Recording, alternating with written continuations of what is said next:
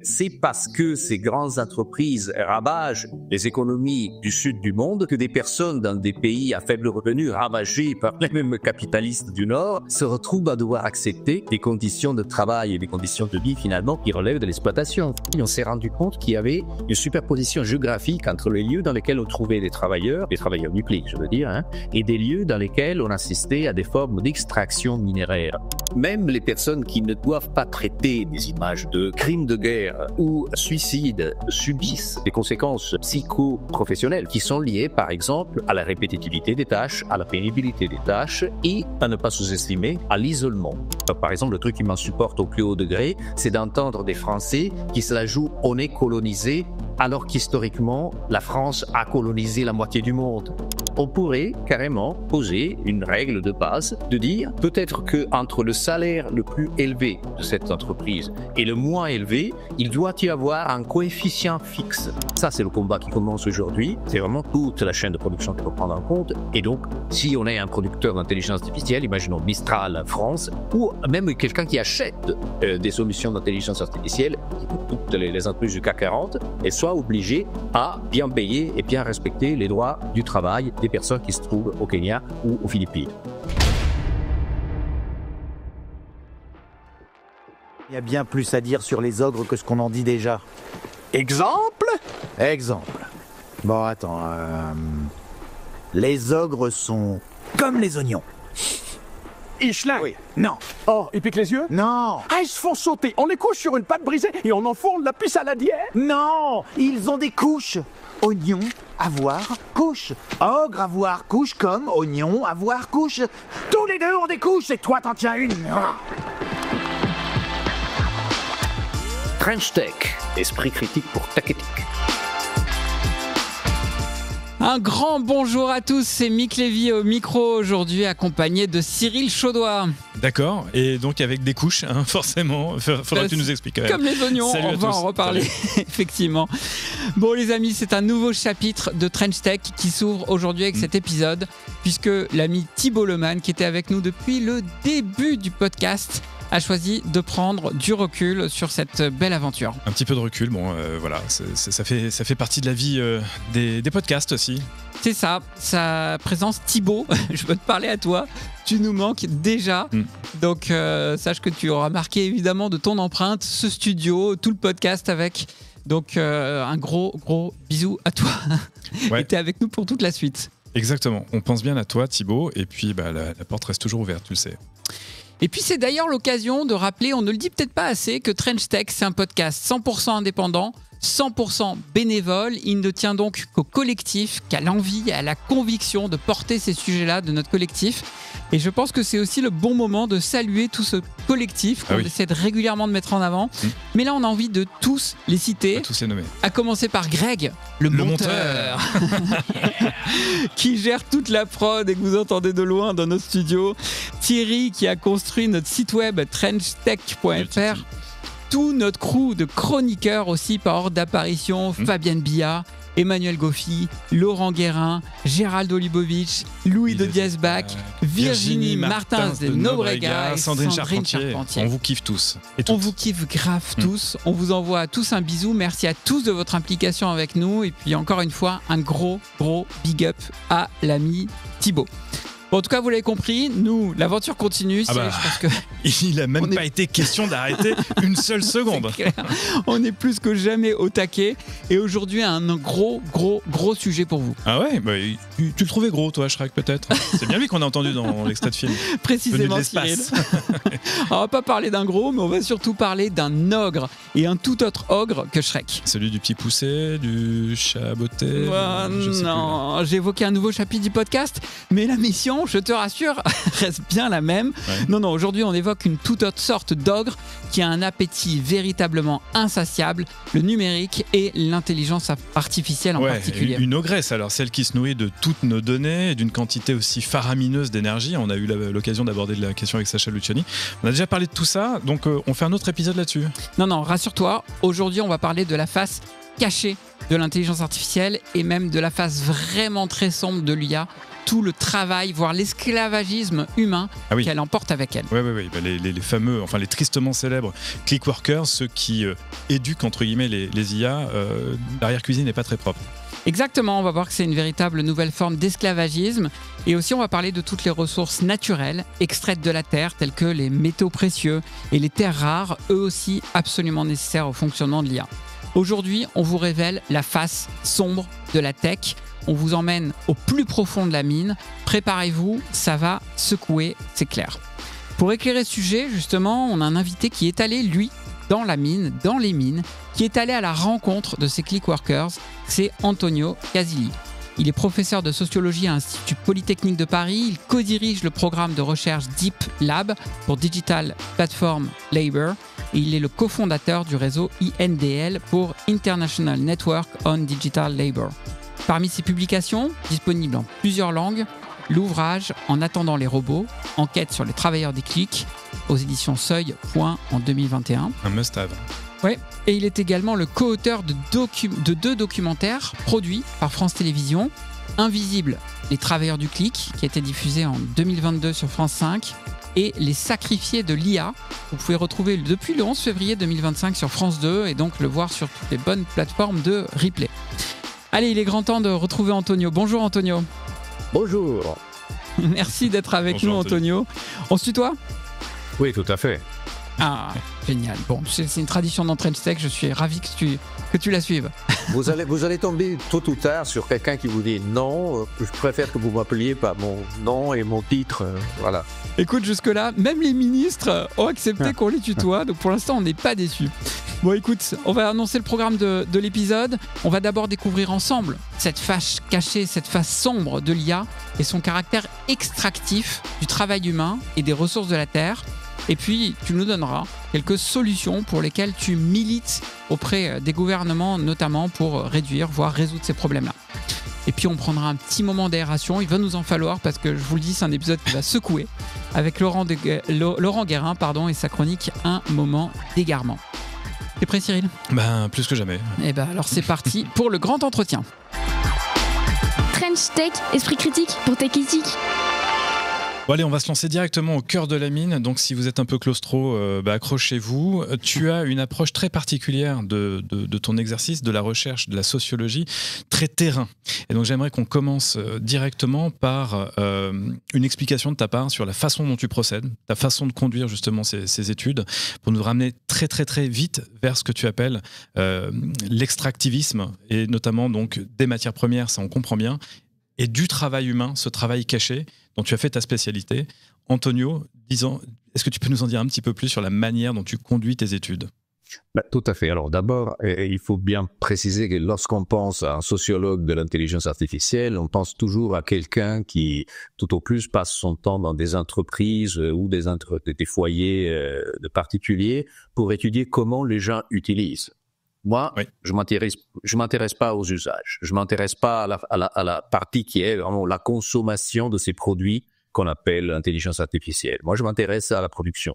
Et alors, je dirais plutôt, nous nous intéressons à la production parce que nous, c'est moi et mon équipe avec laquelle je travaille depuis déjà 5 ans. Et donc, qu'est-ce que ça veut dire étudier la production ?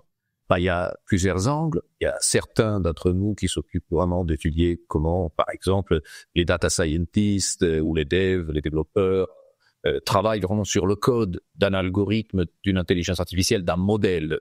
Désormais, ce terme, la manière de dire l'intelligence artificielle est un modèle, c'est installé. Mais c'est réducteur de regarder seulement le modèle.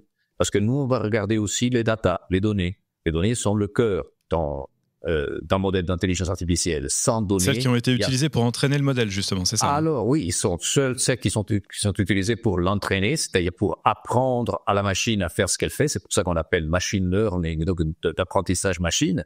Mais il y a aussi des données qui sont utilisées pour renforcer ce que la machine sait. Et donc ça, on l'appelle plutôt reinforcement learning. Voilà. Mais toi, quand tu vas sur le terrain, tu vas même jusque dans les mines, tu vas même jusque sur les plateaux où travaillent les click workers finalement. Ça, en effet, oui. Et donc ça, c'est effectivement à mon grand âge, j'ai désormais pris cette mauvaise tournure, alors que la plupart de mes collègues, passé la quarantaine, ont tendance plutôt à s'installer. Alors moi, par contre, je suis assez allergique à mon bureau et je pars très vite et très souvent pour aller à des endroits dans lesquels j'interviewe d'abord des personnes qui s'occupent de produire la data, parce que la data, malgré le nom et l'étymologie latine qui fait penser à quelque chose qui tombe du ciel, qui est donné, qui est presque spontané, bah, elle n'est pas spontanée du tout. Il faut vraiment la produire, la manufacturer, la fabriquer comme si c'était un objet. Et donc, qui la produit? Eh ben, c'est des personnes souvent très très mal payées et souvent à des endroits insoupçonnables ou souvent insoupçonnés. Donc, c'est pas dans la Silicon Valley, c'est pas dans les technopoles, c'est dans des pays du sud du monde, des pays à faible revenu, dans lesquels il y a des personnes très très faiblement rémunérées. Et je vais vous donner aussi des chiffres très très faiblement rémunérés, sont payés pour faire un travail qui consiste, par exemple, pour vous donner quelques exemples, lorsqu'il s'agit d'entraîner un chatbot comme ChatGPT, il faut, par exemple, reconnaître des bouts de texte ou retranscrire des bouts de texte ou traduire des bouts de texte. C'est toujours des petites tâches, des micro-tâches, on les appelle, voilà, qui durent quelques secondes, quelques minutes et qui sont payées très, très peu, donc quelques centimes tout au plus. Et après, si c'est pas lié au langage, il y a aussi des intelligences artificielles, par exemple, qui reconnaissent des vidéos ou qui reconnaissent des images. Et donc, c'est des travailleurs publics, des travailleurs de la donnée qui apprennent à l'intelligence artificielle, par exemple, à reconnaître des images. Et comment font-ils? Ils prennent des images brutes, pour ainsi dire, et les taguent, les étiquettent, les labellisent. Voilà. Donc, ça, c'est le terme. Ouais, le terme, c'est labellisé, tiré de l'anglais. Est-ce qu'on peut juste rentrer un tout petit peu dans le détail de comment ça fonctionne, parce que nous, ça nous parle. Je suis pas sûr que toutes celles et ceux qui nous écoutent comprennent bien comment ça fonctionne. C'est vrai qu'on a cette idée où on sait à peu près tous que pour entraîner le machine learning, il faut d'abord lui avoir donné énormément de quantité d'informations et de données. Donc, moi j'utilise souvent l'image du petit chat pour dire ça c'est un petit chat ou ça c'est un petit chien et puis on l'entraîne, etc. Donc là, c'est quoi concrètement? C'est que ces gens-là, ils vont dire sur chaque dizaine de millions de photos, c'est un petit chat ou c'est un petit chien ou c'est un petit écureuil ou je ne sais quoi. Ça c'est valable, ok, pour des images, c'est valable aussi pour des bouts de texte, tu nous lisais tout à l'heure. Est-ce que c'est valable aussi pour aller labelliser des contenus qui relèveraient plus de la modération? On a souvent cet exemple-là aussi de choses horribles qui passent entre les mains et devant les yeux de ces gens-là, qui sont non seulement payés une misère, mais en plus qui tombent en dépression parce qu'ils voient des choses atroces. Est-ce que tu peux nous expliquer un petit peu ça? Tout à fait. Donc, si tu veux, ce qu'on appelle aujourd'hui la modération de contenu est une forme de travail du clic et de travail de la donnée. Parce que finalement, si certains travailleurs sont payés mal, on l'a dit, pour apprendre à la machine à faire certaines choses, par exemple reconnaître X ou Y, il y a aussi des personnes qui sont payées pour désapprendre, c'est-à-dire pour enseigner à la machine à ne pas faire. Et donc, en l'occurrence, une intelligence artificielle doit éviter d'avoir, des propos toxiques. Imaginons que ChatGPT est censé ne pas m'insulter ou me proposer des 1000 méthodes de massacrer mes voisins, etc., etc. Et pour ce faire, il faut apprendre à ChatGPT, au modèle sous-jacent, les comportements et les propos à ne pas tenir. Donc, on les modère, c'est-à-dire on filtre des bases de données, ces contenus qui sont considérés comme problématiques.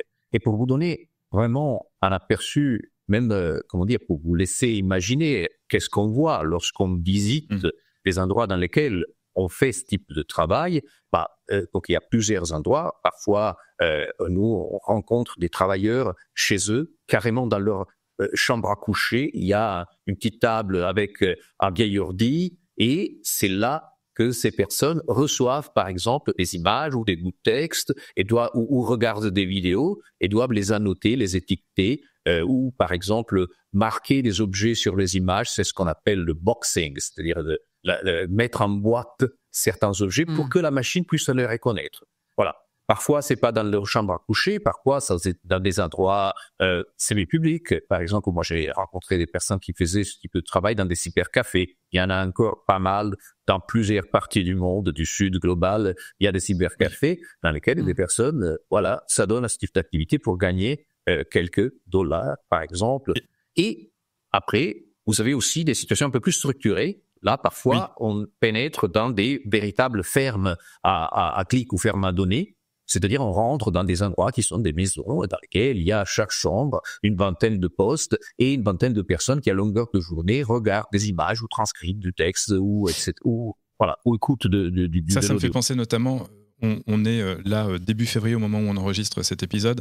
On sort de la grosse vague de buzz de DeepSeek et on sait qu'il y a des endroits, des provinces en Chine en particulier où ce travail de labellisation de données pour entraîner les IA est totalement organisé, justement. Tu penses à ces endroits-là où c'est un peu les nouveaux sweatshops en quelque sorte des temps modernes, mais adaptés au digital et à l'IA?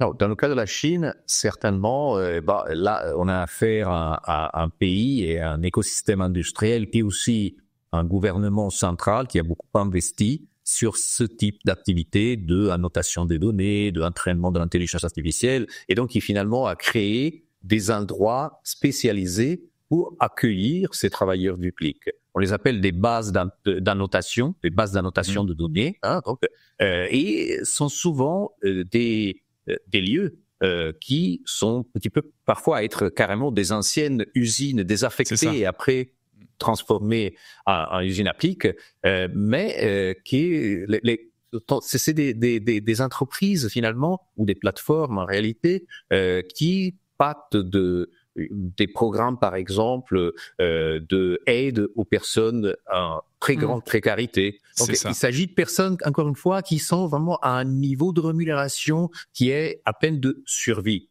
Aujourd'hui, avec DeepSeek, nous, ce qu'on a fait, c'est-à-dire, encore une fois, mon groupe de travail qui s'appelle DeepLab, on a carrément sorti un rapport pour dire, là, écoutez, il y a quelque chose qui cloche, qui est très bizarre dans les allégations de DeepSeek qui dit avoir non seulement entraîné à 1% du prix de ChatGPT le même type de produit et qui en plus dit que ça coûte rien en termes d'énergie et en plus il dit qu'il n'y a pas d'annotateur ou presque, il cite exactement 32 annotateurs dans leur document qu'on a consulté et on a fait tout un rapport, il cite 32 personnes par nom, c'est tous des Chinois et par contre, on se dit, c'est vraiment bizarre dans un contexte comme la Chine, dans lequel le gouvernement central a vraiment mis le paquet pour des politiques d'incitation de la création de ces usines appliques, que ces gens-là déclarent à peine 32 personnes. Donc là, peut-être, on a affaire à une énorme armée de personnes qui travaillent, qui font du travail au noir. Il y a d'ailleurs les mêmes doutes vis-à-vis de DeepSeek sur la capacité réelle de calcul dont ils ont disposé pour entraîner DeepSeek. Bon, bref. Oui, il y a beaucoup de choses. C'est un peu un sujet à part. Yep. T'es sociologue.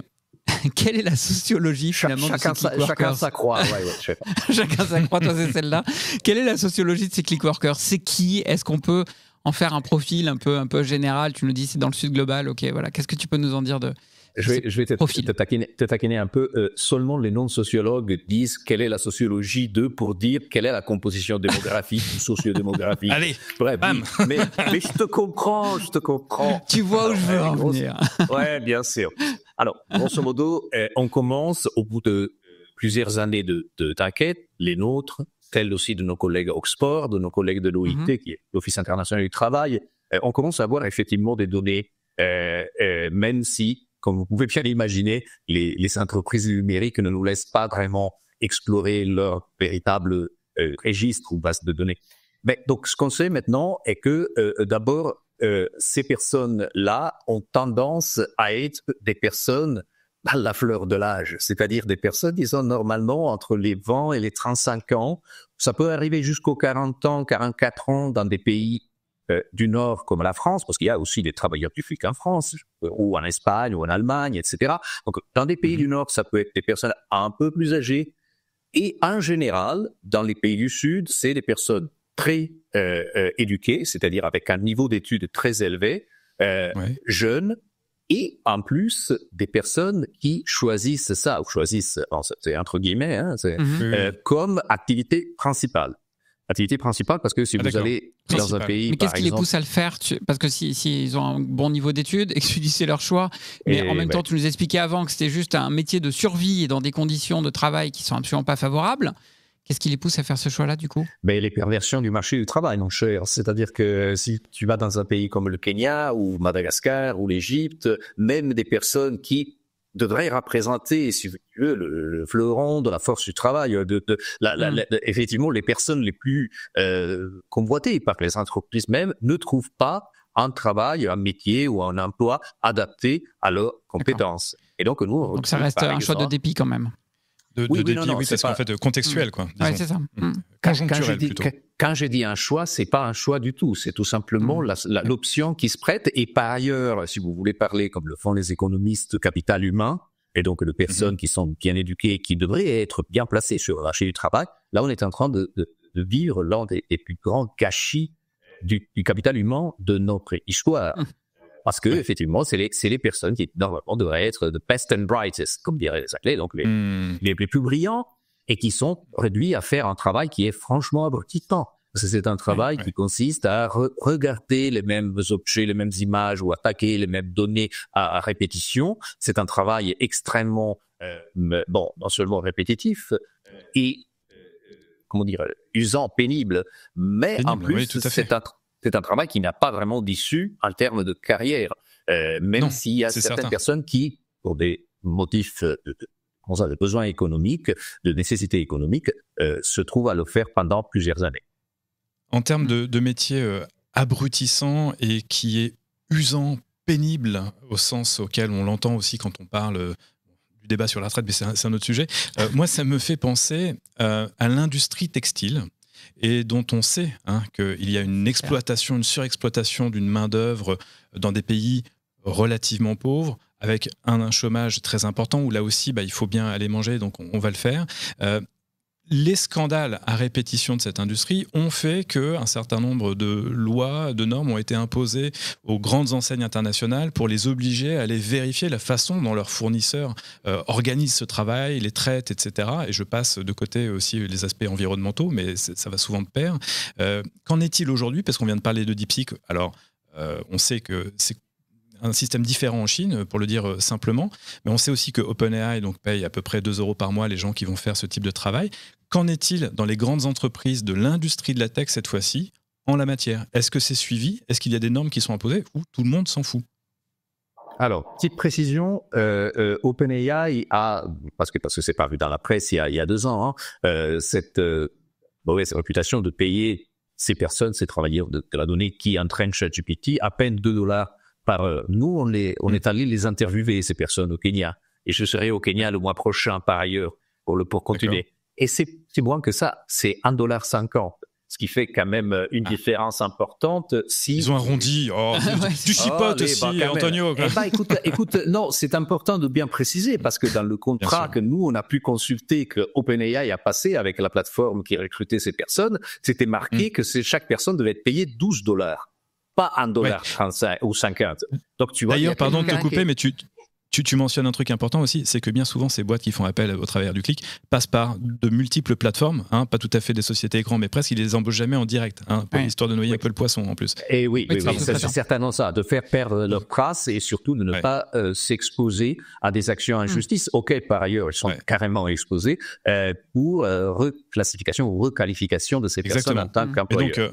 Voilà. Revenons-en aux normes et au suivi. Est-ce qu'il y a des choses est-ce que c'est cadré ou pas aujourd'hui? Alors, non, c'est pas cadré et surtout parce que c'est un travail qui est nié, dont l'existence est niée ou minimisée. Si tu parles, comme le fait systématiquement avec les IBM, Meta et compagnie, ils minimisent en disant que c'est des personnes qui font un travail complètement accessoire, c'est pour cela qu'on l'externalise, c'est des tâches à faible valeur ajoutée, alors que franchement c'est pas possible de déclarer un truc comme ça, dans la mesure où sans ce travail-là, il n'y a pas d'intelligence artificielle, il n'y a pas d'entraînement, de pré-entraînement, il n'y a pas de performance de l'intelligence artificielle. Ça, il ne faut pas cesser de le rappeler. On croit tous que c'est que des données, l'intelligence artificielle, mais en fait, il y a un travail humain qui est assez masqué. Et après, je continue parce qu'il minimise en disant oui, ok, bon, il y en a, mais c'est pas si nombreux, ils sont pas si nombreux que ça, alors que les estimations de mes collègues commencent à parler de plusieurs dizaines, voire de centaines de millions de personnes qui font ça dans le monde. Et après, centaines de millions. Oui, voilà, ça c'est la Banque mondiale qui a sorti des estimations qui sont franchement ahurissantes. Moi, franchement, j'ai des doutes sur leur méthode, mais quand même, on observe que depuis le Covid, surtout, à cause de du Covid. Et bien sûr, énormément de personnes se sont mises à ça et des entreprises, des plateformes qui auparavant faisaient, 500 000 travailleurs se retrouvent avec 2-4 millions aujourd'hui, y compris en Europe, je répète. Et donc après surtout, ils nous disent, de toute façon, c'est pas la peine de réguler ce secteur, de réglementer ce secteur. Et là, on vient effectivement au guide de régulation, parce que de toute façon, ce travail est destiné à disparaître. Parce que finalement, une fois qu'on aura entraîné toutes les intelligences du monde, et voilà, ce sera fait et on pourra se passer de ce travail-là. Alors, parce qu'on rien n'est moins sûr en plus. Ah non, rien n'est moins sûr, mais c'est vrai qu'on nous parle quand même depuis longtemps de cette intelligence artificielle qui est supposée être capable de s'entraîner d'elle-même. Bon, on voit bien qu'il faut un input au départ, et donc le storytelling, c'est un jour ça va disparaître. Et j'imagine que dans le storytelling, ou en tout cas les bonnes excuses, il y a aussi, oui, mais si on ne donne pas ça comme boulot à ces gens-là, ils n'ont rien, et donc c'est encore pire. Oui, ça, c'est, si tu veux, c'est le point où l'élément de langage qui m'insupporte au plus haut degré, parce qu'il y a quand même un fond colonial dans cette histoire. C'est un truc du type, oui, mais bien sûr, les Britanniques ont colonisé, ravagé l'Inde et le Zimbabwe, mais à la fin, ils sont partis et il y avait des infrastructures et ils ont appris à jouer au cricket. Non, c'est pas comme ça. C'est-à-dire que c'est parce que ces grandes entreprises ravagent les économies du sud du monde que des personnes dans des pays à faible revenu, ravagés par les mêmes capitalistes du nord, se retrouvent à devoir accepter des conditions de travail et des conditions de vie finalement qui sont extrêmement bas, qui relèvent de l'exploitation finalement. Alors justement sur ces conditions de vie, Antonio, j'avais lu une enquête dans laquelle des travailleurs du clic disaient qu'ils étaient face à une véritable torture psychologique. Certains expliquaient qu'ils devaient effectivement annoter des images insoutenables de viols d'enfants, de décapitation, et qu'ils étaient soumis toute la journée à ce type d'image-là qu'ils devaient annoter pour dire c'était du contenu terroriste, du contenu choquant, du contenu violent. C'est ça leur réalité pour beaucoup, effectivement. Certainement, et on en parle. Et est-ce qu'ils ont du soutien psychologique ou pas aussi, pardon? Alors, la réponse est le soutien psychologique, c'est pas vraiment toujours au rendez-vous, mais donc on en parle. Hein, donc dans notre documentaire Les sacrifiés de l'IA, il y a une partie centrale dans laquelle on rentre vraiment dans le ventre, dans la baleine de l'intelligence artificielle. Et là, on donne la parole à ces personnes-là qui sont surtout des annotateurs modérateurs de contenu. C'est surtout les gens qui doivent, encore une fois, apprendre à la machine à ne pas faire ou à ne pas regarder ou à ne pas prendre reconnaître des situations. Ça. Voilà. Mais et ces personnes-là, dans la mesure où moi aussi, j'ai travaillé avec eux, je les ai rencontrés, je les ai accueillis en Europe, et je les ai vus chez eux, etc. Effectivement, ils portent les stigmates de ce travail. Parce que, en particulier, ce travail-là, c'était vraiment exposer des personnes qui, parfois, étaient déjà fragiles à cause de leur traumatisme, de leur propre vie, et exposer ces personnes-là à vraiment une succession, mais très, très serrée, d'images, mais extrêmement violentes. Après, c'est vrai que même les personnes qui ne doivent pas traiter des images de, que sais-je, crimes de guerre ou suicides, etc., même les personnes qui ne doivent pas traiter ces contenus-là subissent des conséquences psycho-professionnelles, finalement. C'est des risques liés à leur travail qui sont liés, par exemple, à la répétitivité des tâches, à la pénibilité des tâches et, à ne pas sous-estimer, à l'isolement. L'isolement est vraiment le cœur de ce métier, parce que même si ces personnes sont en train de travailler ensemble dans le même lieu de vie et le même lieu de travail, ils sont liés par des contrats à une obligation de ne pas parler de ça avec leurs propres collègues ou à leur propre famille. Et ça, c'est quelque chose qui peut vraiment vous créer des formes d'aliénation extrême. Complètement. Et en termes d'aliénation à titre individuel, avec un impact sur la vie de ces gens-là, mais aussi l'aliénation de l'ensemble de la société, il y a une autre forme d'extractivisme dont il faut parler quand même dans cette séquence. Ce sont les matières premières. Donc tu vas aussi sur le terrain pour cela. Dis-nous concrètement comment ça se passe, ce que tu as observé, parce qu'on sait qu'on va aller chercher ces fameuses terres rares. Éclaire-nous, s'il te plaît, sur la réalité sur le terrain. Alors, c'est vrai que les terres rares sont devenues presque des chimères, des trucs mythiques. On pense qu'à ça.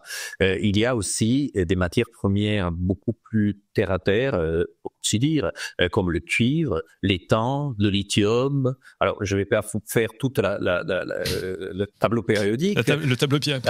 Voilà, mais en même temps, effectivement, il y a des matières qui sont stratégiques et qui constitue, si vous voulez, la base du fonctionnement de cette intelligence artificielle. Parce que, finalement, l'intelligence artificielle, si on a ChatGPT sur notre smartphone, ce smartphone a besoin, par exemple, de batteries au lithium. Et lithium, il faut l'extraire quelque part.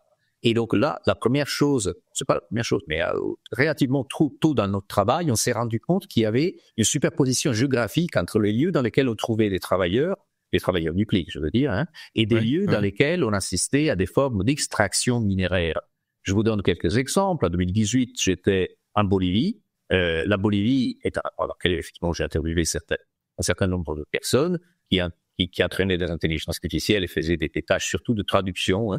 Mais après, si vous vous déplacez de quelques centaines de kilomètres vers le sud, vous avez le plus grand gisement, le plus grand lac salé du monde, qui s'appelle Salar de Uyuni, dans lequel on a l'extraction de lithium. C'est les batteries, encore une fois. Et si vous voulez même rendre la chose encore plus métaphorique et montrer la superposition de travail et de la donnée, ce que tu disais, Cyril, à propos du textile et ce qu'on dit aujourd'hui à propos du lithium ou des matières premières pour la partie extractive de l'intelligence artificielle, on peut se déplacer encore quelques centaines de kilomètres au sud du Salar de Uyuni. Là, on tombe dans notre pays, c'est le Chili, et dans le nord du Chili, dans le désert du Atacama, vous avez en même temps les plus grandes décharges de vêtements jetés par des gens du nord du monde, surtout les États-Unis, mais vous avez aussi d'énormes centres de données, parce qu'il y a aussi des activités scientifiques qui se déroulent là-bas, mais vous avez aussi d'énormes lacs salés, et à côté de ça, on a des usines de production de lithium. Parce que, et après, vous disiez au début, de manière un peu évocatrice, tu tombes, puis tu rentres dans les mines. Non, alors en réalité, c'est surtout... C'est à ciel ouvert. C'est à ciel ouvert, voilà. Sont à ciel ouvert, tout comme, par exemple, on a passé vraiment pas mal de temps à Madagascar, on a interviewé des personnes à Tananarive, la capitale, des centaines de personnes à Tananarive, quand même, qui faisaient ce type de travail utile. Vous vous déplacez de 90 km et vous avez une mine de nickel et de cobalt. Donc, qu'est-ce qu'on est en train de dire? Est-ce qu'on est en train de dire qu'il y aurait quelques superpositions magiques? Non, au contraire, c'est tout simplement des politiques industrielles de ces pays, le Chili, la Bolivie, d'un certain point de vue, et aussi Madagascar, qui choisissent de créer des zones de incitation pour certaines formes d'industrie, et donc c'est des industries à fort potentiel, des industries stratégiques, comme toute la tech, toute l'énergie de la tech, et donc dans la mesure où ils favorisent par exemple la création de plateformes ou de petites usines appliques, et ben ils favorisent aussi, par exemple par des incitations, par des politiques fiscales avantageuses, par des politiques de gestion du travail très avantageuses, en fermant un œil sur les ravages sur l'environnement. Il y a une responsabilité de ceux qui vont aller chercher ce travail du clic, mais il y a la responsabilité des États qui acceptent, alors bien souvent au nom d'un développement économique, mais qui encourage, c'est leur stratégie économique dans ces États-là, d'exploitation de leurs ressources naturelles finalement. Exactement, mais avec des arguments. Je ne suis pas sûr que ceux qui en profitent le plus à la fin. On connaît l'histoire là-dessus, mais oui. Rappelons un petit truc quand même, Antonio, c'est qu'on fait porter le chapeau là à l'IA, mais en vérité c'est tout le numérique, en tout cas pour la partie extractive des ressources naturelles, c'est tout le numérique. Le moindre serveur pour diffuser des vidéos de petits chats sur YouTube, pour écouter ce podcast, la dalle de ton écran, la moindre dalle de l'écran, etc. C'est dans tout ça qu'il y a des minerais. Alors peut-être que c'est accéléré avec l'IA, mais en fait c'est tout le numérique finalement qui est concerné. C'est ça. On enregistre ce podcast en 2025 et il y a quelque chose qui s'est passé entre-temps, le changement de paradigme dû effectivement à la généralisation des grands modèles à la ChatGPT. Et ça veut dire, grosso modo, que tout ce qui auparavant était le numérique, aujourd'hui est devenu l'IA. Et c'est pas seulement une question de langage, de stratégie de langage ou de stratégie marketing, c'est que on est en train de fourrer de l'IA dans n'importe quel produit informatique, pour faire court. et que c'est difficile, effectivement, de ne pas avoir aujourd'hui une solution numérique qui, comme faisait d'un temps, est basée sur, que sais-je, des règles. Non, aujourd'hui, c'est basé sur des données. Et quelle est la différence? La différence, c'est qu'auparavant, un logiciel apprenait à faire sur la base d'un certain nombre de règles qui étaient codées. Et aujourd'hui, par contre, elle apprend à force de regarder des données et à force d'apprendre des données qui sont des exemples qui sont considérés comme la réalité du terrain, la réalité des usages. Voilà. Donc, ça, c'est, de ce point de vue-là, désormais, les deux choses sont en train de converger. Une toute dernière question sur cette partie-là. Est-ce que le caractère extractif dans les mines des ressources naturelles de la Terre a quelque chose de propre au numérique et à l'IA? Ou après tout, je vais le dire de façon un peu directe, c'est la marche industrielle du monde qui se poursuit. Et puis depuis qu'il y a l'industrie, eh ben oui, on exploite des ressources minières et on extrait des ressources de la Terre. Qu'est-ce qu'il y a de spécifique au numérique finalement dans cette extraction? Alors, il y aurait certains collègues, surtout d'Amérique latine, où la notion d'extractivisme a été développée déjà le siècle passé, qui dirait que, en effet, c'est toujours la même histoire et que finalement, c'est aussi la même histoire depuis 5 siècles. C'est-à-dire, dans leur cas, depuis les grands voyages d'exploration et la colonisation occidentale vers la ruée vers l'or. Oui, voilà. Commencer là, peut-être. Et donc, on se retrouve finalement dans la continuité de cette logique. Et moi, je pense qu'effectivement, il y a énormément de continuité. Je suis un peu, par contre, prudent lorsqu'on parle on utilise des notions si chargées du point de vue historique, parce que d'une part, on a une tendance à les utiliser un peu comme des métaphores, et quand on les utilise comme des métaphores, on n'a plus de contrôle sur qui utilise ces notions-là. Alors, par exemple, le truc qui m'insupporte au plus haut degré, c'est d'entendre des Français qui se la jouent « on est colonisé », alors qu'historiquement, la France a colonisé la moitié du monde. Donc, voilà, attention, c'est pas une métaphore, c'est vraiment pour certaines personnes, pour certains pans de la population mondiale, c'est des centaines de milliers, voire des milliards de personnes, une réalité qui est la même depuis des siècles. Donc, de ce point de vue-là, oui, il y a de la continuité. Alors, cette discussion sur la continuité des précédentes révolutions industrielles me fait penser à quelque chose. C'est qu'au fond, peut-être qu'avec la pollution à l'ancienne, on n'était peut-être pas si mal. Et ça me donne envie de passer la parole à Laurent Guérin. Ah, tu vas voir pourquoi. Elle vient de loin, celle-là, tu vas voir. Mais tu connais Laurent Guérin et son moment d'égarement, Antonio? Bon, il va nous parler de la DeLorean et vous allez voir pourquoi je fais référence à la pollution façon old school. Tu bluffes, Martoni. Ton arme n'est pas chargée. Oups, un moment d'égarement. Alors aujourd'hui, Laurent, je le disais, tu nous parles d'une voiture mythique. Et attention, pas n'importe quelle voiture, un objet culte, mesdames et messieurs, du cinéma hollywoodien, une icône pop, que dis-je, qui a pourtant fait un flop, la DeLorean DMC-12. Et oui, même les moins de 20 ans connaissent la DeLorean DMC-12. Il s'agit en effet de la machine à remonter le temps de la trilogie culte Retour vers le futur. Des films sortis en 1985, 1989 et 1990 avec Michael J. Fox et Christopher Lloyd. Je te rappelle l'intrigue, non ? Je te rappelle pas l'intrigue ? Si ? Ok. Marty joue de la guitare, il est pote avec un savant fou qui a inventé une machine à remonter le temps. Voilà. 3 personnages centraux se partagent donc les affiches des 3 films, Marty McFly, Emmett Brown, dit Doc, et la DeLorean DMC-12. Peu de gens savent cependant que cet objet pointu aux allures de suppositoire, cette fusée kitsch se situant au croisement d'une Renault 20 et d'une Simca 1307, a été une vraie voiture. Si, avec des vraies roues et un vrai moteur, disponible à la vente. Attends, elle a vraiment roulé ? Là, j'avoue que tu m'apprends un truc.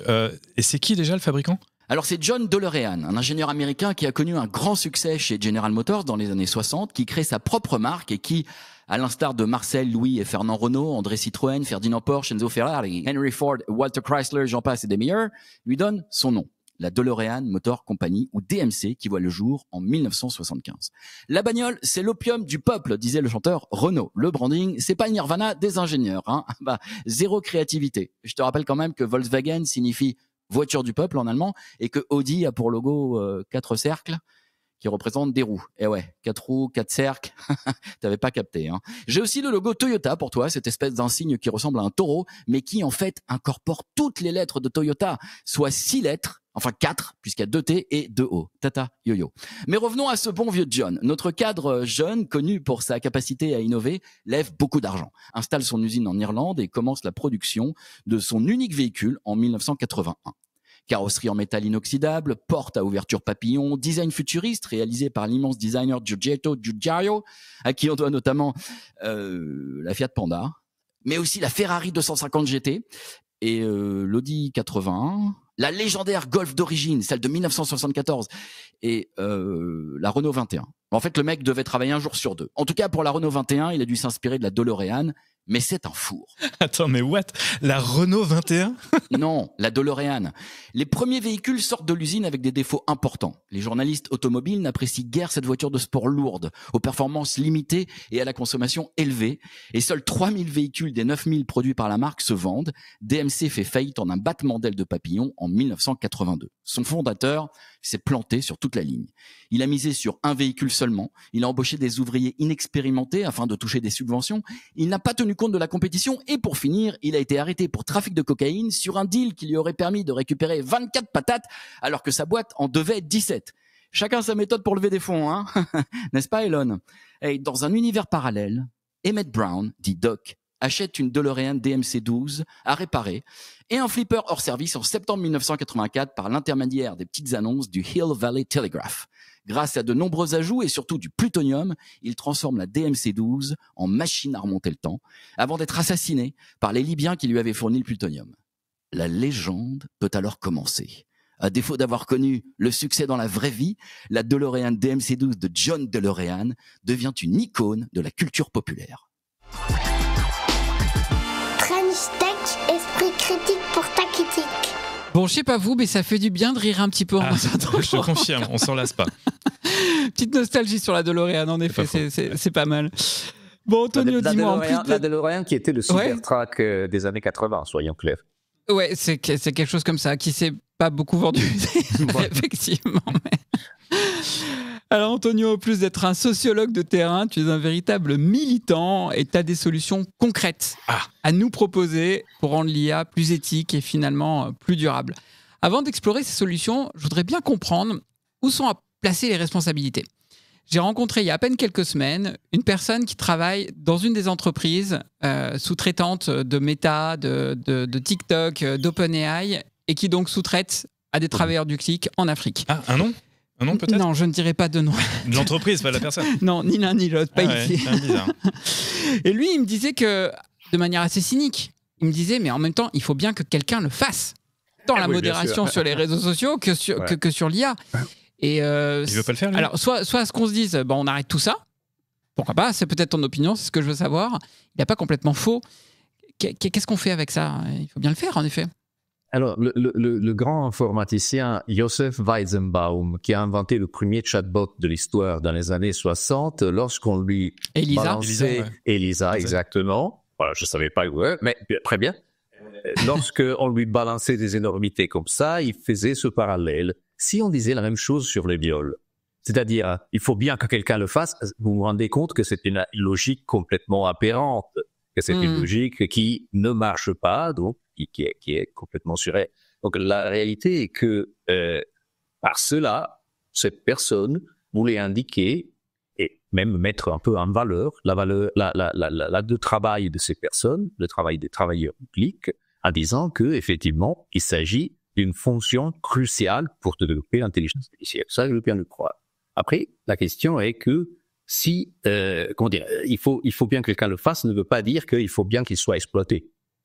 Et là, voilà, je parle pas forcément ni comme un sociologue, ni comme un militant. Vous m'avez décrit. À la base, je suis, figurez-vous, un économiste. Moi, je suis un économiste défroqué.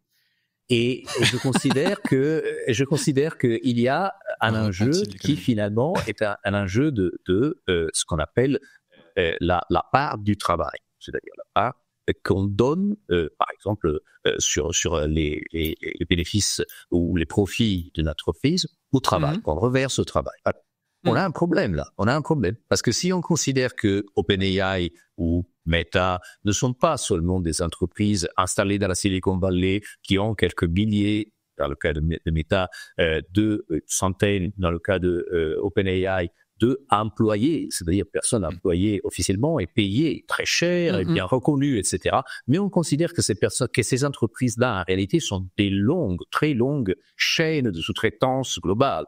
Donc il faut s'imaginer vraiment quelque chose qui commence quelque part dans la Silicon Valley ou au Texas, mais qui se poursuit au Venezuela, à Madagascar, au Kenya, en Inde. Et donc, si on considère ces personnes, ces entreprises de cette manière-là, il faut considérer combien les travailleurs pour ces entreprises sont payés tout au long de la chaîne de production. Ouais. Et donc, on pourrait carrément poser une règle de base, comme on la pose dans certaines entreprises, de dire, bon, peut-être que entre le salaire le plus élevé de cette entreprise et le moins élevé, il doit y avoir un coefficient fixe.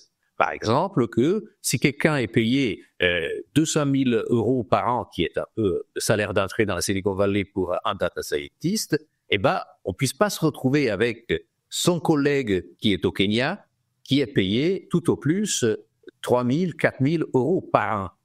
Parce que là, vous voyez. Attends, je vais me faire l'avocat du diable 2 secondes, Antonio. Parce que c'est le genre de discussion que j'ai eu toujours avec cette même personne. Et là, il me répond, ah oui, mais c'est rapport au niveau de vie. Tu comprends, si tu habites dans la Silicon Valley, ton loyer, tu le payes 5 000 balles minimum. Tandis que si tu es au Kenya, ton loyer, ça te paye quelques centimes. Enfin, c'était de cet ordre-là. Et moi, tu as parlé avec Sam Altman, en fait, c'est ça? Il faut qu'on C'était pas Sam Altman, mais il était assez. Avec cette personne-là, parce que franchement,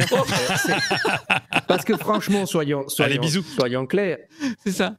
Il y a un problème si on a une différence de niveau de vie et que, par exemple, vivre dans la Silicon Valley est un truc hors du monde parce que c'est vraiment exagéré les prix de n'importe quoi, de la bouffe au logement. Et au contraire, si dans des pays du Sud, on vit dans des conditions extrêmes, ça encore, c'est la faute de ces mêmes entreprises et de ce même système, finalement, de redistribution capitaliste. En fait, ça crée un cercle vicieux qui ne fait que amplifier les inégalités. Mais c'est intéressant ce que tu dis parce qu'on parle souvent des inégalités dans chacun des pays. Toi, tu montres par ce raisonnement que les inégalités, elles se creusent au niveau mondial, du coup même. Mais oui, mais dans les deux cas, c'est-à-dire qu'il y a un niveau d'inégalité micro, c'est-à-dire au niveau d'une ville, au niveau d'une région, au niveau d'un pays. On le voit, aux habits comme la France, on est bien placé pour le savoir, mais en même temps, les inégalités se creusent d'autant plus au niveau mondial et ça devient carrément paradoxal lorsqu'on considère que ces personnes-là qui font du travail du clic dans leur pays d'origine, ils sont considérés un peu comme des personnes qui sont dans une position de privilège relatif.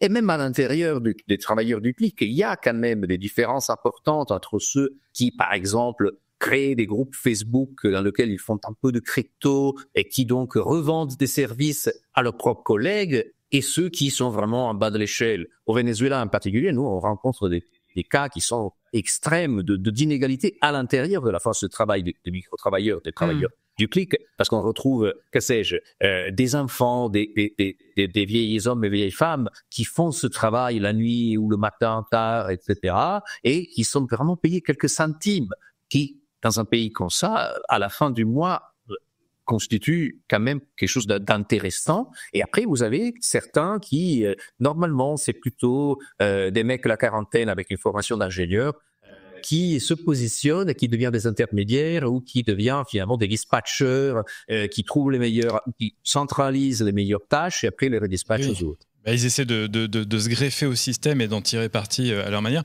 En tout cas, ce que je retiens, c'est que de la même manière qu'on parle de l'analyse du cycle de vie d'un produit technique en particulier pour pouvoir bien mesurer son impact environnemental, là, il faut raisonner en analyse de cycle de production de ce type de technologie, parce qu'effectivement, des boîtes qui sont valorisées pour certaines 150 milliards de dollars comme OpenAI ou plus de 3000 comme Nvidia par exemple, eh bien finalement payent quelques centimes d'euros des personnes à l'autre bout du monde qui pour autant sont considérées comme des sous-traitants mais qui devraient être considérés d'une manière ou d'une autre un peu plus comme des salariés un peu déguisés on va dire de cette entreprise.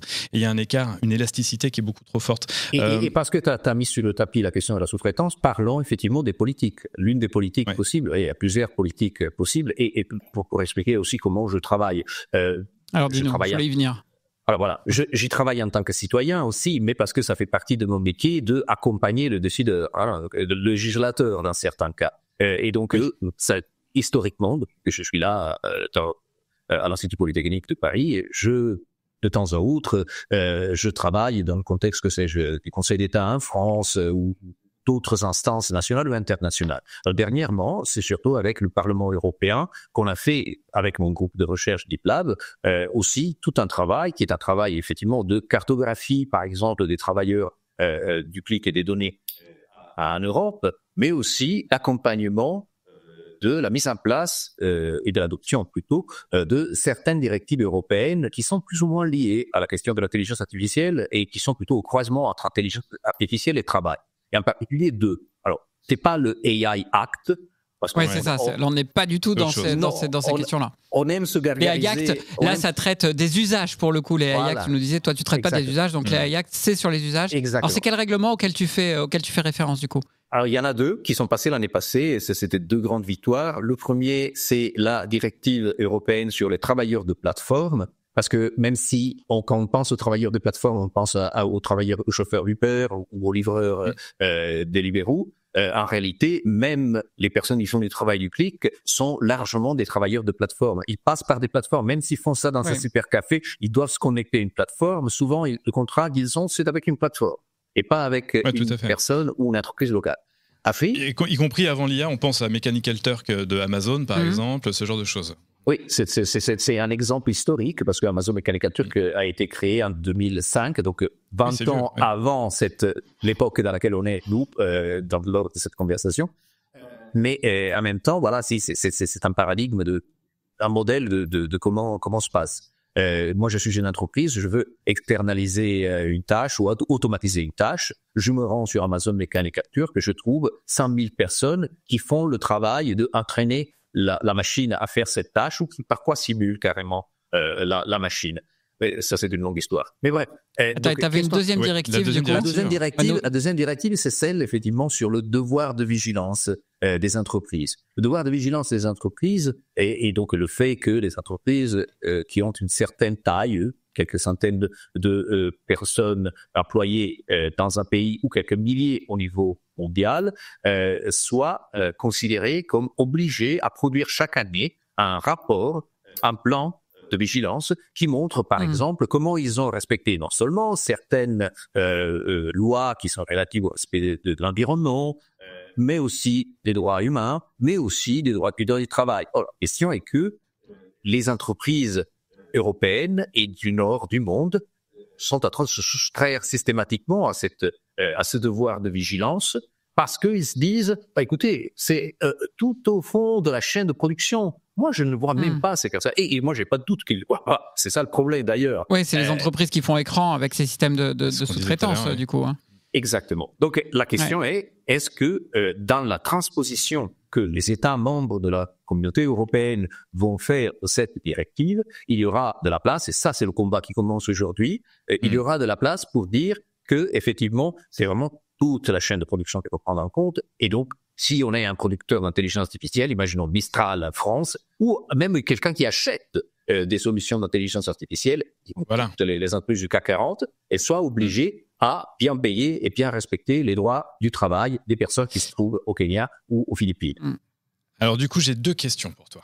J'ai deux questions là qui me brûlent les lèvres. Commençons par la première. Non, je vais commencer par la première parce qu'effectivement, la deuxième, c'était la première que je voulais poser, mais finalement, je vais poser la deuxième en premier. Bon, tu vas comprendre.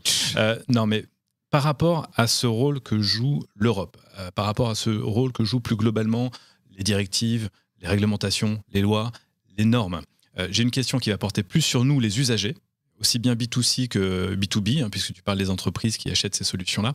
Mais d'abord, je vais enchaîner sur cette notion de directives qui peuvent peut-être finalement, depuis quelques semaines, à peine, quelques mois, passer sous les radars désormais, parce que j'ai lu, il y a quelques semaines de cela à peine, depuis l'arrivée de Trump au pouvoir, qu'il y a un certain nombre de politiques, et notamment français, qui sont les premiers à aller finalement demander à l'Europe qu'il y a tout un tas de directives portant sur la DEI, portant sur la préservation de l'environnement, et qui devaient enjoindre les entreprises à suivre ces sujets-là de façon sérieuse, qu'on a mis des temps immémoriaux incroyablement longs à tricoter. Finalement, stop, au nom de la compétitivité, il faut arrêter. Donc, est-ce que les directives pour lesquelles tu t'es battu et tu as conseillé, est-ce que tu y crois sur les 4 ans à venir et plus encore, ou est-ce que tu as l'impression que tout ça, ça va être un stop and go, voire un stop tout court? Moi, je pense qu'on a un problème en France, et ce problème s'appelle Macron. C'est-à-dire, c'est pas l'homme politique. Je pense que c'est la France représentée par son sont élus le plus haut placé. Parce que effectivement, l'administration actuelle française a vraiment ramé contre tout ce travail collectif que l'Europe a fait. Et quand je dis travail collectif, c'est aussi un travail sur une période relativement importante, parce que c'est autour de 2020 déjà que l'Europe a commencé à se doter de tout un paquet de règles et nouvelles lois relatives à la régulation de l'intelligence artificielle. Et dans ce contexte-là, la France a eu vraiment un rôle de saboteur. Donc, tout simplement, le retard, les coups tordus, c'est des choses qui sont largement documentées dans la presse, et c'est pas seulement... Pour quelle raison ? C'est au nom de la compétitivité française ? Et pourquoi la France serait particulièrement dans ce point-là par rapport à l'Allemagne, par exemple, ou l'Italie ? L'Italie, laissons la tomber, c'est vraiment un pays de... Bon, c'est un pays qui a quelques problèmes, on va dire comme ça fait 25 ans que je l'ai quitté, il y a une raison. Oui, voilà, Antonio, ton accent te trahit, je veux dire. Ah, c'est vrai, ce petit accent du pays de Galles, mais bref... Que disais-je ? Non, le problème de la France... Alors pourquoi la France, c'est ça. La posture de politique industrielle française, lorsqu'on parle de technologies, celles qui furent à une époque les nouvelles technologies de l'information et de la communication et qui désormais sont transformées en intelligence artificielle, lorsqu'on parle de cette politique industrielle, la France a deux préoccupations principales qu'on peut résumer par deux slogans. Le premier, il faut rattraper le retard vis-à-vis des Américains. Donc, si les Américains ont viré fascistes, il faut rattraper le retard et devenir fasciste comme les Américains. Ça, la deuxième... C'est-à-dire qu'on veut les rattraper et on se dit il faut appliquer les mêmes recettes. On pourrait les rattraper en se disant on va faire autrement. Les mêmes recettes, désormais, dans le contexte américain, signifie techno-autoritarisme, techno-totalitarisme. Oui, ce que fait Musk depuis, lorsqu'on enregistre Elon Musk est encore considéré comme un être humain. Il ne s'est pas encore dévoilé en tant qu'alien extraterrestre en enlevant son masque. Voilà. On est en février 2025. Ça me rappelle des mauvaises séries. Voilà. Mais surtout si on regarde ce que Trump, Altman, Zuckerberg et Musk ont fait au début de 2025, et c'est clair, c'est vraiment déclaré, c'est fort. Il y a vraiment des gens qui font des saluts nazis. Alors, mais clairement, donc du coup, pour pouvoir faire comme les États-Unis et se battre en termes de compétitivité, l'idée, c'est qu'on peut le faire en suivant le même modèle, et c'est plutôt ce qui semble arriver là en ce moment, ou poindre son nez, on peut le faire différemment.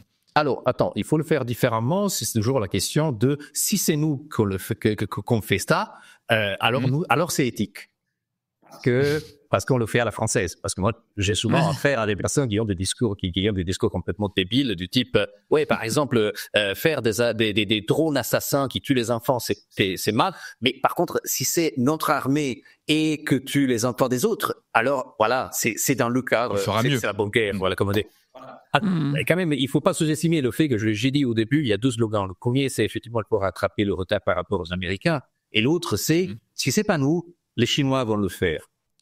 Donc vous voyez, la France se représente toujours comme prise en sandwich entre deux superpuissances, qui était, si vous voulez, historiquement son rôle à l'époque de la guerre froide, et donc ils ont tout simplement remplacé les Russes avec les Chinois. Et par contre, moi je trouve vraiment malsaine l'attitude qui consiste à dire, écoute, nous on va être très penchés surveillance de notre propre population d'abord et après les autres, colonialisme technologique, c'est-à-dire qu'on va vendre des armes et des technologies d'intelligence artificielle dans tous les pays du sud du monde, parce que, grosso modo, il faut faire comme font les Chinois. Ça, si vous voulez, est complètement débile. Pas de troisième voie à l'indienne, pas de troisième voie. Et bien malheureusement, la troisième voie, on la voit. C'est-à-dire que la troisième voie est la France qui est en train de saboter ce que cet effort collectif représenté par l'Europe. Et après, soyons clairs, je ne suis pas en train d'angéliser, d'iréniser la vision de l'Europe. L'Europe est un enfer de bureaucrates et de lobbyistes. Mais en même temps, c'est aussi quelque chose, comment dire, un ensemble d'institutions qui parce qu'elle est renouvelable d'un certain point de vue à 350 millions de personnes, désormais je ne sais pas plus combien on est, effectivement, elle doit répondre aussi aux citoyens. Et donc, de ce point de vue-là, on ne peut pas faire chevalier seul par ce contexte. Et alors justement, avec cette mention du citoyen, on arrive à ma deuxième question. Si je veux moi-même ne pas être hypocrite, j'utilise l'intelligence artificielle, générative entre autres, ça m'arrive, oui. Et puis j'utilise probablement de l'IA sans même le savoir, avec tous les devices que j'utilise, etc. Et je suis des millions de personnes, hein, et en l'occurrence des Français, des Européens, tout ça. Et en plus, j'ai une entreprise. Et donc, je suis tenté d'utiliser ces intelligences artificielles pour tout un tas de bonnes choses, notamment les fameux gains de productivité, mais on n'a pas le temps de débattre de ce sujet-là. Du coup, tout ce que l'on se dit depuis tout à l'heure, c'est un brin culpabilisant. De fait, comment on fait ? Quelles sont les solutions pour non pas se déculpabiliser ou laver son amour-propre ou son orgueil, mais comment on fait pour utiliser néanmoins les bienfaits de ces outils sans pour autant contribuer, malgré nous, malgré nos convictions, à tout ce que l'on vient de décrire en matière d'extractivisme, que ce soit le travail, que ce soit les minerais. Alors, disons que, effectivement, comment dire, ton dilemme moral est celui qui traverse la plupart des personnes qui nous écoutent, parce que effectivement, on est confronté à une question de responsabilité individuelle. Moi, je dirais que d'abord, soyons un peu provoques. Je pense que la responsabilisation des individus face à ces problèmes qui sont des problèmes systémiques, qui sont des problèmes globaux, finalement, est un piège. Est un piège dans lequel on nous fait tomber, on nous pousse systématiquement en disant nous, on a créé cet énorme portel, cet énorme système d'exploitation, mais toi, dans ton coin, tu dois finalement être responsable et t'as pas que tu dois tout simplement refuser d'utiliser. Alors, et en même temps, tu te coupes du monde et tu perds tout un tas d'occasions. Si vous voulez, la question est donc toi, tu dis finalement la responsabilité, elle doit porter sur les entreprises et sur les gouvernements pour prendre les bonnes directives pour les entreprises. Moi, je dis deux choses. Il ne faut pas se tromper de combat et donc effectivement, le combat est au niveau macro et pas au niveau individuel. Et par contre, je dis aussi qu'il y a une légitimité des stratégies individuelles, tout à considérer comme un complément, si vous voulez, comme le miroir des politiques et des réformes qui doivent se faire au niveau structurel. Si vous voulez, il faut aborder le problème qu'est aujourd'hui l'intelligence artificielle du point de vue social, du point de vue économique, du point de vue humain, pourquoi pas, des deux côtés, du côté macro et du côté micro. Au niveau du côté macro, effectivement, il y a des réformes importantes à faire et on y travaille. Mais au niveau micro, effectivement, il y a des alternatives. Il y a des alternatives qui sont moins demandeuses en termes de données, par exemple, et donc, par conséquent, qui sont moins demandeuses en termes de travail. Et après, il y a aussi des questions qui ont à faire avec certains réflexes qu'on a dans le nord du monde en particulier. Et si vous voulez, le problème principal que j'ai, c'est avec la gratuité, la logique de la gratuité, la double gratuité. C'est-à-dire, d'une part, qu'on s'imagine que parce que c'est gratuit, parce que nous ne payons pas, c'est gratuit.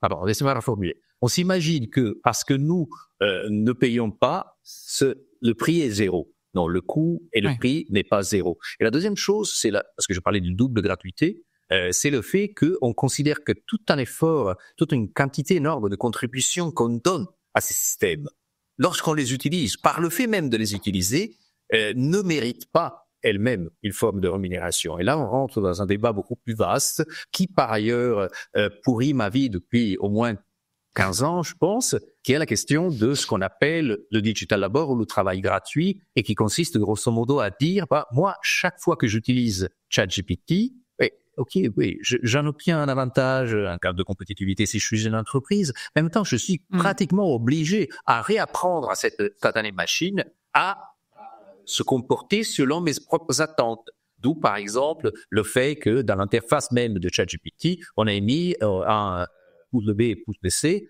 pour indiquer que, voilà, il faut donner ce qu'on appelle du renforcement, du reinforcement learning dont on parle. Oui, on est nous-mêmes des travailleurs du clic au quotidien quand on les utilise. C'est ça, on est un peu tous des travailleurs du clic. On peut penser au CAPTCHA aussi, où quand tu veux accéder à un site web, on te demande de reconnaître où sont les passages piétons sur des photos qui deviennent de plus en plus floues au fur et à mesure que les intelligences l'apprennent mieux. Tout ça pour prouver à un robot qu'on n'est nous-mêmes pas un robot, un truc de malade. On peut appeler ça clairement par son nom, c'est du gros foutage de gueule.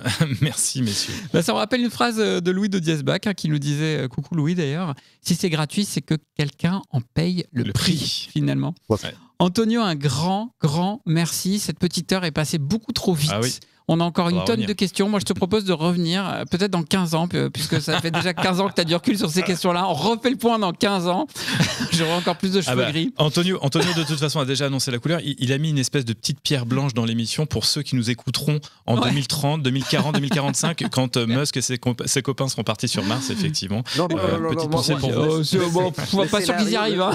Le scénario pour moi est qu'à un certain moment, lors d'un discours public, il enlève son masque comme dans cette série Visitor. Oui, c'est ça. Effectivement, c'est un lézard en fait. Mais oui. Alors là, on tombe dans le complotisme à fond. Total. Oh non, si peu. Moi, je vous propose qu'on reste sur cette belle perspective. Un grand merci Antonio pour cette heure passée avec nous et tous les enseignements que tu as partagés. C'était hyper intéressant. Merci beaucoup. Top. Merci Antonio.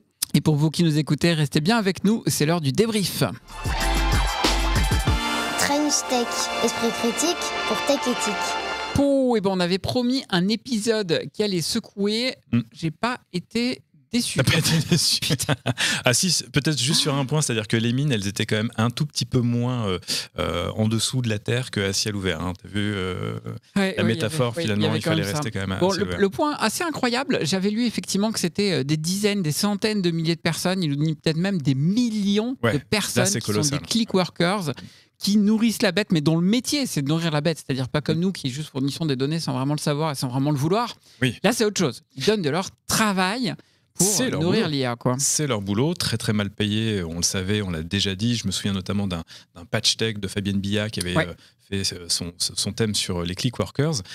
Moi, ce que j'ai retenu notamment, c'est vrai qu'on sait que ces click workers, ils vont labelliser les fichiers, les données pour pouvoir dire ça c'est ceci, ça c'est cela, etc., etc. Et dans le principe de la modération, ce dont on sait aussi, c'est qu'ils sont exposés à des horreurs. On l'a rappelé 2 fois dans cet épisode. J'ai bien aimé la phrase d'Antonio qui dit oui, on a besoin de ces gens-là pour apprendre.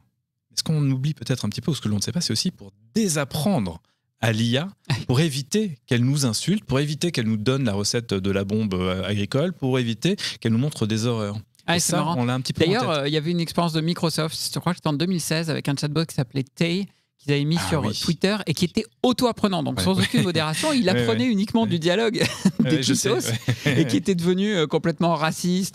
Très très peu de temps. Je crois qu'ils avaient dû le couper au bout de 2 heures parce que ça devenait du grand n'importe quoi, négationniste, etc. Une fois de plus, ça vient accréditer le fait que ça n'est que le reflet de ce que l'on fait, ce que l'on est, ce que l'on dit.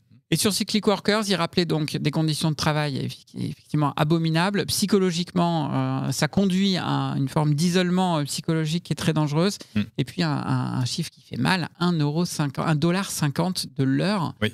Alors que OpenAI annonce à peu près 2 €. C'est-à-dire que déjà OpenAI assume un chiffre qui est juste hyper bas, ça il l'assume. Et en plus, c'est encore plus bas que ça. C'est incroyable quand tu as l'éthique finalement de ces entreprises et de communication. Enfin, le plus grave, c'est leur salaire ou les séquelles psychologiques qu'ils endurent. Salut Greg, t'étais là. Greg le monteur était parmi nous.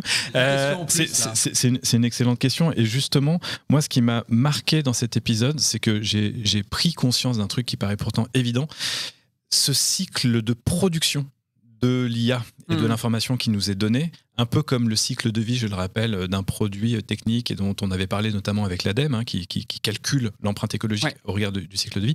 Ce cycle de production, il a des impacts sociaux sur les salaires, on vient d'en parler, et sur l'impact psychologique qui est extrêmement fort avec des gens qui sont en souffrance psychologique. Et nous, finalement, quand on utilise ces outils, c'est très très loin de notre esprit et peut-être d'y penser de temps en temps, la prochaine fois qu'on va prompter, se dire qu'il y a des gens qui ont été derrière pour entraîner et que ça ça pollue également. Ça, on le dit à tous les épisodes. Complètement. Mais en même temps, il disait il faut arrêter avec cette responsabilisation des individus. J'ai beaucoup aimé sa phrase. Il a dit c'est un piège. Alors, moi, je suis persuadé qu'il faille le faire en conscience. Ouais, voilà, quand même. Et que quand on utilise de l'IA, c'est en conscience. Je crois que c'est toi qui as fait le parallèle avec l'industrie textile. C'est exactement pareil. Moi, à chaque fois que j'achète la moindre fringue, et je fais tout maintenant pour en acheter d'occasion d'ailleurs, à chaque achat de la moindre fringue, je m'imagine que ça peut être des enfants qui ont travaillé avec ou dans des conditions terribles. On a tous vu les images des usines qui ont brûlé au Bangladesh. Et donc tu fais quoi? Des choses comme ça. Tu t'achètes quand même la fringue ou tu vas vers des marques que tu sais plus responsables? Exactement. Je fais de mon mieux pour acheter soit d'occasion, soit aller vers des marques plus responsables. J'espère que ça va aussi ressortir sur la tech. C'est notamment les logiciels open source pour certains de nos usages, pas tous. Je ne connais pas encore l'IA d'occasion qu'on peut trouver sur Vinted, mais il faut voir, on va peut-être y penser. Bon, en tout cas, il donne aussi des solutions et il dit les solutions finalement sont à la fois de responsabilisation des entreprises. Ces entreprises-là ne le feront pas de se responsabiliser toutes seules, donc il faut agir avec la loi. Responsabilité des politiques. Et là-dessus, il a quand même mis un énorme taquet à la France, je cite, qui aurait saboté les bonnes volontés longuement tricotées par l'Europe. Donc là, la France en a pris pour son grade. Il y a un énorme débat, je trouve, là-dessus dans la communauté tech, entre l'envie de rattraper le retard d'un point de vue technologique et de la compétitivité nationale et européenne. C'est tout l'enjeu, Mick. Et de trouver la bonne voie pour le faire sans trahir les valeurs européennes. Mais c'est tout l'enjeu. C'est-à-dire que, évidemment, on a envie d'être compétitif. D'abord parce qu'on est dans un système où économiquement, il faut quand même trouver, sinon prendre sa place. Et d'un autre côté, cette compétitivité, on ne peut pas systématiquement se retrancher derrière pour laver tous nos soupçons de mal faire et faire comme les États-Unis ou, comme nous le rappelait Antonio, ne pas laisser la place aux Chinois. Ce n'est pas une raison suffisante pour ne pas prendre en considération tous les problèmes qu'on a évoqués dans cet épisode. Ce qu'on disait là, la troisième voie, mais pour l'instant, parce elle n'est pas facile à trouver. On dit ça, mais j'ai pas forcément la troisième voie non plus. C'est moi. C'est ça. C'est toi la troisième voie. Voie. Mais oui, c'est pas mal. C'est Greg le monteur, la troisième voie. French Tech. Et voilà, plus ou moins 60 minutes viennent de s'écouler et normalement, votre regard sur cette phase sombre de l'intelligence artificielle est maintenant plus tout à fait la même qu'au début de l'épisode. On espère que ça vous a plu et si c'est effectivement le cas, French Tech est 100% bénévole, 100% indépendant. On a besoin de vous pour nous soutenir. Laissez-nous un avis sur Apple Podcast, mais c'est 5 étoiles sur Spotify. Levez un pouce sur YouTube ou un commentaire. Parlez-en autour de vous, mais aidez-nous à propager l'esprit critique pour une tech éthique. Car comme le dit Antoine de Saint-Exupéry dans Pilote de guerre, la grandeur de ma civilisation, c'est que 100 mineurs s'y doivent de risquer leur vie pour le sauvetage d'un seul mineur enseveli. Ils sauvent l'homme.